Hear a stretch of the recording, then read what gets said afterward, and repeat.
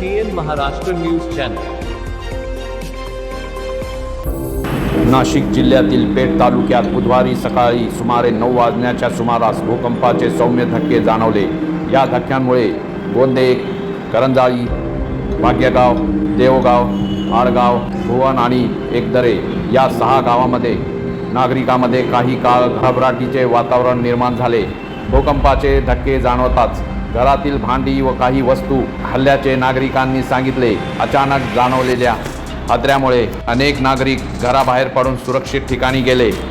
दरम्यान या घटनेत कोणतीही जीवितहानी किंवा वित्तहानी झाल्याचे वृत्त नाही। प्रशासनाकडून परिस्थितीचा आढावा घेतला जात असून भूकंपाच्या धक्क्यांची तीव्रता आणि केंद्रबिंदूबाबत अधिकृत माहितीची प्रतीक्षा आहे।